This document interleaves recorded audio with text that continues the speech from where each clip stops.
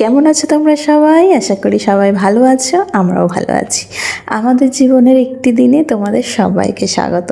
আজ সকাল সকাল উঠে পড়েছিলাম, স্নান পুজো সেরে ঘরে এসে দেখছি মাম্মা উঠে কেবল কাঁদতে শুরু করেছে। অমনি আমি কোলে নিতেই মাথা দিয়েছে আমার ঘাড়ে আদর নিতে।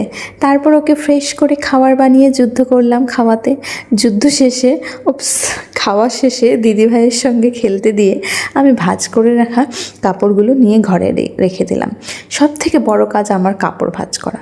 যাই হোক, এরপর যুদ্ধক্ষেত্রকে গুছিয়ে নেব। হ্যাঁ, যুদ্ধক্ষেত্রই মনে হয়।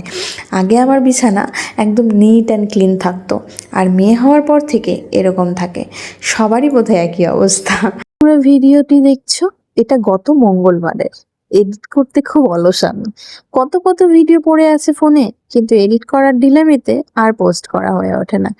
সে আজকের বলো, আর গত বছরের বলো, আর আমাদের হানিমুনেরই বলো, কত কত না ভিডিও পড়ে আছে আমাদের ফোনে, যেগুলো আমার পোস্ট করা হয়ে ওঠে না এডিটের আলসামিতে। এত পছন্দ করে, যতবারই আয়নার সামনে নিয়ে আসবো এরকম করে হাসবে। দেখো কেমন হাসছে।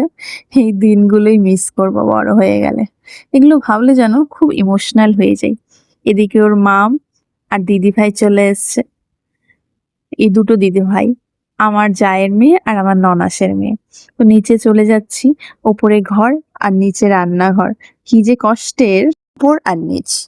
সকালের খাবার বাড়িতে পাতা দই আর চিড়া খেয়ে নিলাম। যেহেতু আজ নিরামিষ, শাশুড়ি মা রান্না বান্না করে নিয়েছিল, তাই আমি মেয়েকে স্নান করিয়ে দিলাম। কি খুশি দেখো। আগে স্নান করতে খুব কাঁদতো জানো, আর এখন খুব খুশি হয়। ওকে ডাকছিল, তাই ওরা এত হাসি ফুটছে মুখের মধ্যে। আছে এখনো মুখ আর মাথা ধরতে দেবে না, মাথা মুছতে দিলেই কি চিল্লানো।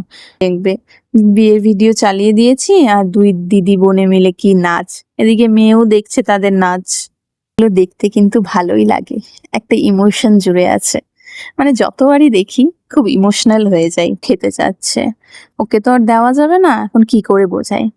দেইনি, জাস্ট মুখের সামনে দিচ্ছি, আরো খাওয়ার অ্যাক্টিং করছে। দেখো কেমন করছে। রাতে ওর জন্য একটু ডালিয়া বানিয়ে নিলাম, আর সবার জন্য রুটি। যেহেতু আজ শাশুড়ি মা রান্না করেছে, তাই আমি রুটিটা বানিয়ে নিলাম। একদিন মেয়ের জেম্মার ঘরে না গেলে ঘুম হয় না।